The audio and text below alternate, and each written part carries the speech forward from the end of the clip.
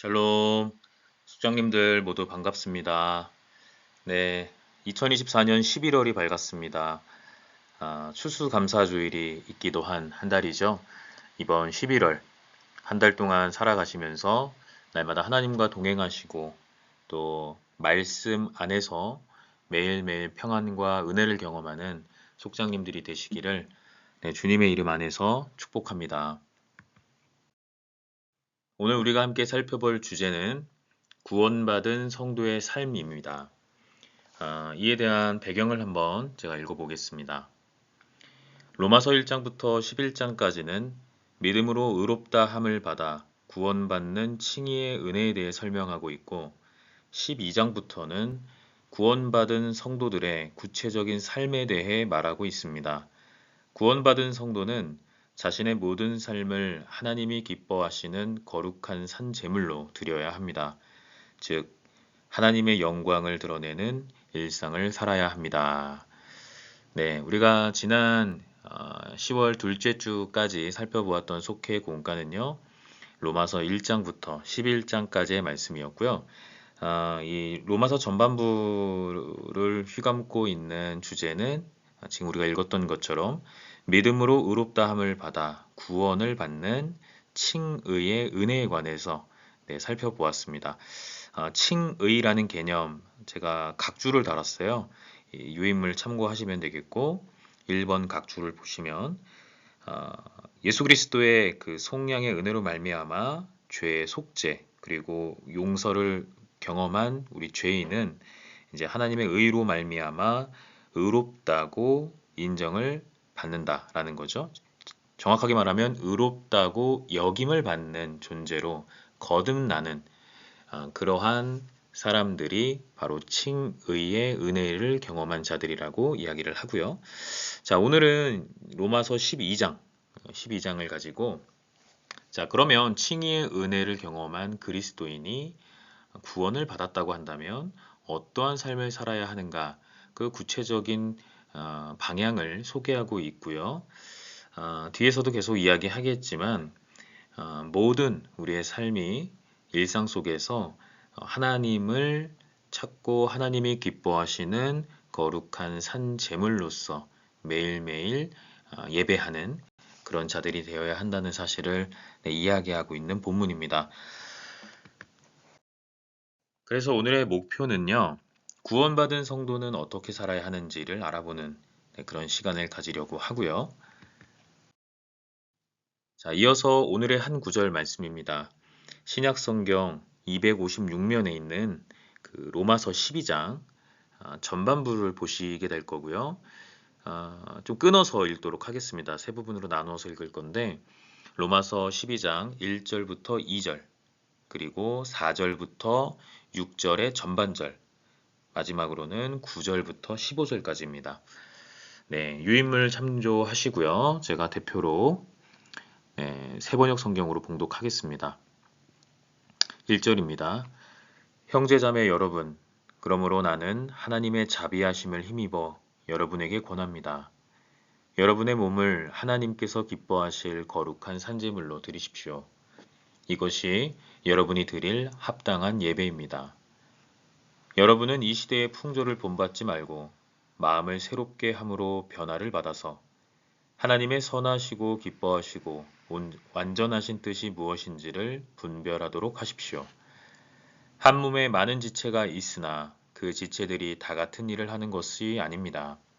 이와 같이 우리도 여럿이지만 그리스도 안에서 한 몸을 이루고 있으며 각 사람은 서로 지체입니다. 하나님께서 우리에게 주신 은혜를 따라 우리는 저마다 다른 신령한 선물을 가지고 있습니다. 네, 이제 9절입니다. 사랑에는 거짓이 없어야 합니다. 악한 것을 미워하고 선한 것을 굳게 잡으십시오. 형제의 사랑으로 서로 다정하게 대하며 존경하기를 서로 먼저 하십시오. 열심을 내어서 부지런히 일하며 성령으로 뜨거워진 마음을 가지고 주님을 섬기십시오. 소망을 품고 즐거워하며 환난을 당할 때에 참으며 기도를 꾸준히 하십시오. 성도들이 쓸 것을 공급하고 손님 대접하기를 힘쓰십시오. 여러분을 박해하는 사람들을 축복하십시오. 축복을 하고 저주를 하지 마십시오. 기뻐하는 사람들과 함께 기뻐하고 우는 사람들과 함께 우십시오. 아멘. 그리스도 안에서 살아가는 사람들, 그리스도인이 어떻게 살아야 하는지를 소개하고 있는 본문이 되겠고요. 1절의 말씀에도 보시면은 제가 진하게 표시를 한 부분이 하나 있죠.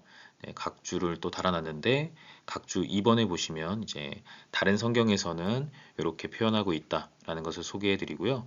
우리 새번역 성경에서는 합당한 예배라고 번역하고 있는 부분이 개역개정 성경에서는 영적 예배라고 번역하고 있습니다. 이 부분 좀 참고하시고요.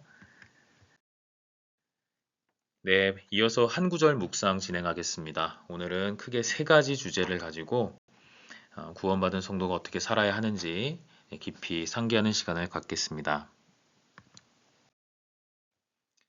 첫 번째입니다. 하나님의 뜻을 분별하며 살아야 합니다. 라는 것이고요. 1절로 2절의 말씀이 이를 잘 요약하고 있습니다.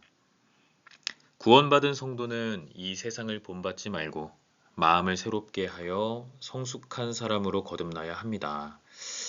네, 구원을 받았다면, 우리가 예수님 안에서 구원받은 자녀라면 우리는 이 세상 속에 살아가지만 이 세상의 질서와 그런 기준과 여러 가지 이 세상에서 파생될 수 있는 그런 것들을 본받지 말고 우리의 마음을 날마다 새롭게 함으로 성숙하고 거듭난 사람으로 살아야 한다는 거죠. 성령의 이끄심에 따라 무엇이 선한지 그리고 무엇이 하나님의 뜻인지를 잘 분별하는 것. 네, 이것은 오늘을 살아가는 우리에게 굉장히 중요한 부분이 아닐 수 없습니다. 성령의 이끄심을 따라 살아가는 것, 이게 굉장히 중요한 거죠. 날마다 우리의 삶을 놓고 주님께 아낌없이 고백하고 드릴 수 있는 그런 거룩한 모습. 그리고 우리가 무엇인가를 할 때 이것이 하나님의 뜻인지를 분별하기 위해 날마다 주님 앞에 엎드려 기도하며 주님께 간구할 수 있는 그런 신앙의 모습. 이러한 것들이 굉장히 중요합니다. 하나님의 뜻을 잘 분별하지 못해서 넘어지는 그리스도인, 더 나아가서 넘어지는 교회, 좀 더 좁게 얘기한다면 성도님들 뿐만 아니라 목회자마저도 하나님의 뜻을 잘 분별하지 못해서 연약함의 늪에 빠지는 경우를 우리가 보게 됩니다. 자, 누구를 이야기하기보다 먼저 우리 자신을 놓고 한번 주목해 보기를 원합니다. 세상 사람들은 가치관의 혼돈과 죄의 유혹 속에서 살아가는데, 자, 우리는 이러한 가운데 구원받았다고 한다면 우리는 어떠한 모습으로 날마다 살아야 하겠는가? 자, 구원받은 성도는 거룩한 산 제물로서 하나님께 영광 돌리는 삶을 살아야 한다라고 이야기하고 있습니다. 자, 진정으로 이 땅의 그리스도인들이 하나님의 뜻을 분별하며 살 때 세상을 주관하시는 하나님을 우리가 알게 되고요. 나아가서는 세상이 하나님을 알게 된다라는 겁니다. 사도 바울의 이 권면 속에 우리와 그리고 우리 교회의 그런 모습을 놓고 고민해 보기를 원합니다. 날마다 하나님의 뜻을 분별하는 신앙인, 하나님의 뜻을 분별하는 교회. 자, 세상을 향하여 우리가 정말 아낌없이 하나님을 향해, 하나님을 향한 그런 고백으로 세상을 감동시키는 교회이고 또 신앙인인지 날마다 우리 자신을 돕고 우리 자신의 신앙을 놓고 주목해 보아야 할 줄을 압니다. 자, 사도 바울은 우리 자신을 거룩한 산 제물로 드리라고 이야기하는데요. 로마서 12장 1절의 하반절을 한번 읽어보겠습니다. 너희 몸을 하나님이 기뻐하시는 거룩한 산 제물로 드리라. 이는 너희가 드릴 영적 예배니라. 자, 거룩한 산 제물로 우리 자신을 하나님께 드리라. 그것이 하나님이 기뻐하시는 것이다. 라고 이야기하면서, 자, 우리가 드려야 하는 예배. 자, 우리의 몸을 이제 제물에 비유하고 있고요. 우리가 예배할 때 어떠한 마음으로 예배를 드려야 되는지를 이야기하죠. 거룩하게 분별된 그런 우리로서, 자녀로서의 모습으로 하나님이 기뻐하시는 예배를 드려야 한다는 거고, 그래서 이러한 점을 미뤄볼 때 우리가 드릴 예배는 어떤 형식적인 예배가 아니라 습관적인 예배가 아니라 영적인 예배라고 이야기를 하고 있습니다. 영적이라는 것은 하나님과 교통하는 차원의 문제이기 때문에 정말 우리의 마음과 생각이 그대로 행동으로 수반되는 그런 예배를 말하는 거고요. 우리의 마음과 행동이 일치하는 하나님 보시기에 하나님이 기뻐하시는 그런 순결한 예배를 이야기하는 거죠. 자, 그래서 거룩한 산 제물이라는 것은 1차적으로 볼 때는 우리 모든 외적인 생활을 의미할 수 있습니다. 자, 왜냐하면 우리를 제물에 비유를 했고요. 자, 제물은 우리이기 때문에 우리의 몸을 의미할 수도 있겠죠. 그렇기 때문에 여기서 말하는 1차적인 의미는 우리의 모든 외적인 생활을 이야기한다라는 것을 우리가 살펴볼 수가 있겠고요. 나아가서 사도 바울은 우리가 드릴 예배가 영적인 예배라고 했는데, 자, 이것은 결국 삶에서 우리의 마음이 그대로 드러나는 예배. 다시 말하면 삶으로 예배하는 예배. 그러한 예배를 드리는 자들이 사도 바울의 눈에 볼 때 이 세상을 본받지 않고 하나님의 뜻을 분별하는 진정한 그리스도인이라는 것이죠. 습관적으로 드리는 그런 예배가 우리가 드리는 예배가 아니기를 바랍니다. 매일매일 새로움으로 주님 앞에 나아가는 삶이 일치하는 그런 예배를 드릴 때 우리는 거룩한 자녀, 거룩한 주님의 백성으로 살아가는 구원받은 성도라고 말할 수 있고요. 그러한 자들을 통해 하나님은 기뻐하시고 그런 자들의 삶을 들어 역사하신다라는 겁니다. 여러분, 우리의 모든 외적인 생활이 우리의 신앙생활 속에 조금이라도 이질감이 있었다면 우리의 마음을, 우리의 생각을 넣고 주님 앞에 참회하는 마음으로 우리의 마음을 다시금 세우기를 소원합니다. 실상 우리의 마음은 그렇지 않은데 교회 다닌다는 그런 딱지 때문에, 교회 다닌다는 그런 어떤 타이틀 때문에 주일날 습관처럼 나와서 봉사하고 습관처럼 나와서 예배하는 우리들의 모습, 진정으로 하나님이 그런 자들의 모습을, 그런 자들의 예배를 받으실까요? 성경은 그렇게 이야기하고 있지 않거든요. 외식하면서 형식적인 예배를 드리는 자들을 하나님은 멀리 하신다고 분명히 이야기합니다. 자, 그래서 이 땅의 그리스도인들, 우리죠. 우리가 하나님의 뜻을 분별하며 살 때라야 세상을 주관하시는 하나님을 알게 됩니다. 거룩한 산 제물로서 분별하여 정말 주님께만 속하는 우리들이 되어서 우리의 모든 외적인 생활과 우리의 마음에 담긴 신념과 믿음이 모든 것들이 삶으로 드러나는 그런 예배를 드리는 저와 여러분이 되기를 주님의 이름으로 간절히 바랍니다. 두 번째입니다. 은사를 올바르게 활용하며 살아야 한다라는 거고요. 자, 우리가 지난달부터 계속해서 이야기했던 은사에 대한 얘기를 사도 바울이 또 강조를 하지만, 자, 여기서는 한번 쭉 읽어보고, 은사에 대해서 다시 한번 우리를 생각해 보기를 원합니다. 하나님은 우리를 각각 다르게 만드시고 저마다 다른 은사를 주셨습니다. 우리 몸에는 수많은 지체가 있어 각각의 기능이 제구실을 감당할 때 온전한 하나의 몸을 이룰 수 있습니다. 이와 마찬가지로 하나님께서 우리에게 다양한 은사를 주신 이유는 그 은사들로 다른 이들을 섬겨 그리스도의 몸된 교회를 든든히 세우라는 의미입니다. 하나님의 은사, 우리에게 값없이 전적으로 부어주시는 그 은혜에 담긴 은사, 그 은총의 선물을 자, 우리 자신을 향해서 우리를 위해서 활용하라고 이야기하고 있지 않고요. 사도 바울은 그리스도의 몸된 교회를 든든히 세워가는 일에 사용하라고 이야기합니다. 그러한 의미에서 고린도전서 12장은 성령의 은사를 사모하되 더 큰 은사를 사모하라고 이야기하고 있고요. 교회 안에 하나님께서 부어주신 여러 가지 은사를 잘 활용하라고 이야기하고 있습니다.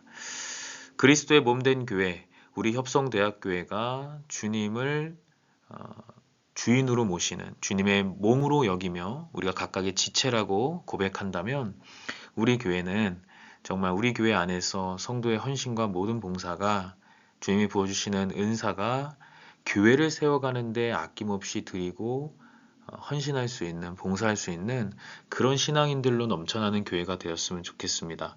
그런 교회가 바울이 추구했던 이상적인 교회이고요. 또 성령이 역사하셨던 초대교회의 모습입니다.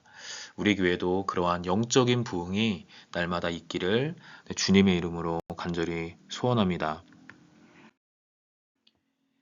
마지막으로 세 번째입니다. 이웃을 사랑으로 섬기며 살아야 한다라는 것이고요. 아까 우리가 읽었던 9절부터 15절의 말씀이 이를 잘 이야기합니다. 바울은 사랑에 거짓이 없도록 사랑하는 척하지 말고 진짜 형제와 자매를 사랑하라고 했습니다. 예수님도 내 마음과 목숨과 뜻과 힘을 합하여 하나님을 사랑하라고 하셨고요. 나아가서 자신을 사랑하는 것처럼 다른 사람, 다시 말해서 이웃을 사랑하라고 말씀하셨죠. 자, 기독교는 다른 말로 사랑을 앞세우는 종교라고 우리는 익히 고백합니다. 실제로 예수님께서 보여주셨던 모습도 죄인인 우리를 향하여 하나님께서 보여주셨던 모습은 다 사랑과 연결이 되죠. 주님은 그대로 사랑하며 살아가셨고 그렇게 사랑하셔서 죽으셨고 그렇게 우리를 향해 보여주셨던 주님의 사역은 사랑을 동력으로 한 주님의 사역이었죠. 사도 바울도 마찬가지입니다. 날마다 먼 곳에 떨어져 있지만 여러 선교 여행 중에 자신의 삶의 자리가 어려움의 연속이었지만 이 편지에 써붙여서 다양한 교회 교인들에게 신앙적인 권면을 담아 자신의 마음을 보낼 때마다 날마다 그 기반이 됐던 것은 사랑이었거든요. 자, 그랬던 바울이 한 가지를 염려하고 한 가지를 경계하는 것이죠. 사랑을 고백하면서 그 사랑이 거짓이 되지 않도록 날마다 경계하라는 거고요. 사랑한다고 이야기하는데 그냥 그저 그런 척하고 있는 모습은 가식이라고 이야기를 하죠. 주님은 목숨을 내어주시면서까지도 변함없이 우리를 사랑하셨던 분입니다.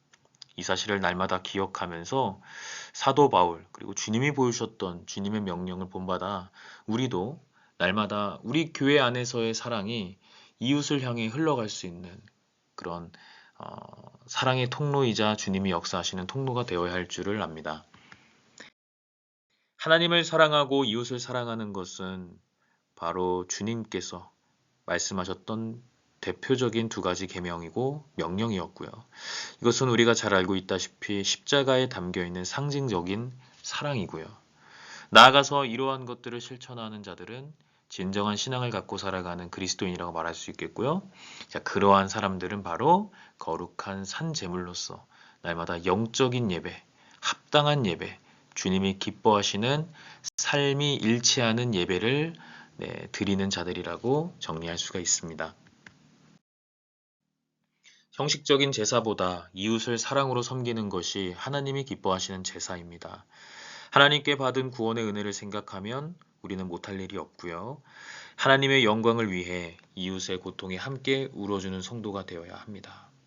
타인의 아픔에 공감할 수 있는 것은 굉장히 중요합니다. 왜냐하면 예수님의 사역을 잘 보면 병든 자들과 사회적으로 외면받는 자들과 과부라든지 여러 가지 사회로부터 지탄받고 외면받고 그랬던 사람들, 그런 세상 사람들의 눈길이 닿지 않는 곳에 있는 사람들을 향해 주님은 다가가셨고 그들의 마음을 애통해하며 함께 그렇게 고심해 주시고 울어 주셨던 분이 바로 예수님이죠. 사도 바울은 이러한 예수님의 모습을 본받아서 로마서 12장 15절에 다음과 같이 권면하고 있습니다.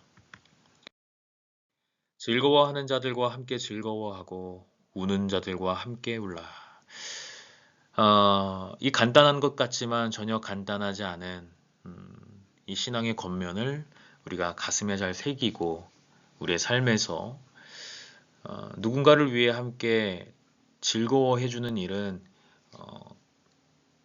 울어주는 것보다는 쉬운 일인 것 같아요. 하지만 누군가가 울고 있을 때 함께 울어줄 수 있는 그런 공감을 갖고 살아가는 그리스도인, 그렇게 살아가는 삶은 그렇게 말처럼 쉬운 일은 아닙니다. 하지만 우리를 향해 먼저 우리를 위해 통회하며 우리를 위해 대신 십자가에 지시고 우리를 구원의 길로 인도하셨던 예수님의 사랑을 우리가 날마다 고백하고 또 예수님의 사랑에 반응하면서 우리 역시도 그러한 심정으로 이웃을 대하고 이웃을 주님의 전에 이끌어 올 수 있는 그런 믿음의 신앙의 도구들이 되시기를 주님의 이름으로 축원합니다. 네, 나눔 노트입니다. 오늘은 한 가지만 같이 좀 이야기 나눠보겠습니다. 마지막 세 번째 내용, 주님께서 말씀하셨던 명령대로 우리가 이웃을 사랑하는 것, 하나님을 사랑하는 것 굉장히 중요하다고 이야기하는데, 자, 내 이웃을 위해 눈물을 흘린 경험 내지는 기도했던 적이 있다면 그것은 무엇입니까? 여러분, 조동훈 목사의 이야기가 아니라 주님의 명령입니다. 이웃을 사랑하는 것이요. 그리고 사도 바울의 권면이 증언하고 있습니다. 우는 자들과 함께 울어주라고요. 이러한 말씀에 반추해서 우리 자신을 한번 돌아보시고 내가 내 이웃을 위해 물론 눈으로 흘리는 눈물이 될 수도 있고 마음으로 함께 그러한 심정으로 이웃을 대했던 경험이 될 수도 있겠죠. 꼭 뭐 눈에서 눈물이 나야지만 그러한 경험이라고 말할 수 있겠습니까? 정말 애달파하며 내 이웃이 처한 그런 모습을 함께 애통해 했던 경험들이 있다면 그런 경험이 어떤 경험이었는지, 그리고 지금도 내가 누군가를 위해 기도하고 있는데 그 기도하고 있는 주제가 있다면 그게 무엇인지, 뭐 실명을 거론하기가 좀 어렵다면 어떤 형제를 위해 어떤 자매를 위해 이런 기도를 하고 있습니다 라고 고백하셔도 좋고요. 그렇게 한번 같이 이야기 나눠보시면서, 자, 이러한 질문에 대한 답은 우리가 세상으로 파송받아 나갈 때 정말 우리가 한 명 한 명이 주님의 움직이는 교회로서 교회의 역할, 그리고 진정한 거룩한 산 제물로서 삶이 일치하는 영적 예배를 드리는 그리스도인으로서의 모습을 우리가 살아낼 수 있도록 다시금 한번 결단하는 차원에서 이런 질문을 묻는 것이니까요. 우리 속도원들과 함께 신앙적으로 함께 나누어 주시고 그 안에서 발견되는 주님의 은혜를 소원하시기를 바랍니다. 네, 마지막으로 공동신앙 고백 다 같이 읽어보고 속회 공과교육 마치겠습니다. 하나님의 은혜로 구원받은 우리의 삶은 하나님께 드리는 거룩한 산 제물입니다. 그리스도인은 세상 사람들과 달라야 합니다. 우리의 삶은 세상에서 하나님의 뜻을 드러내는 통로입니다. 이 사실을 늘 기억하면서 하나님의 뜻을 분별하고 받은 은사로 교회를 든든히 세우며 이웃 사랑을 실천하는 성도가 되어야 합니다. 네, 함께 나누었던 세 가지 주제를 가지고 여러분들의 한 주 동안의 그 신앙의 고백이 되기를 원하고요. 그러한 가운데 하나님께서 놀라운 은혜와 또 더 많은 감사를 할 수 있는 상황으로 여러분들을 인도하실 줄을 믿습니다. 네, 오늘도 고생 많으셨습니다. 구원받은 여러분, 구원받은 성도로서 한 주 동안 매일매일 삶이 일치하는 영적 예배를 드리시는 그런 거룩한 산 제물로서의 모습으로 하나님이 기뻐하시는 자녀가 되시기를 간절히 소원하고요. 이번 주일날 함께 만나서 또 주님의 은혜를 나눌 때에도 하나님께서 말씀 안에서 우리의 모임 안에서 역사하시고 우리에게 또 귀한 은혜를 부어주실 줄을 믿습니다. 네, 감사합니다. 한 주 동안 평안하시고요. 또 주일에 뵙는 그 시간까지 건강한 모습으로 여러분들 만나 뵐 수 있도록 기도하겠습니다. 여러분들도 생각나시거든 교회를 위해서 기도해 주시기 바랍니다. 고생 많으셨습니다.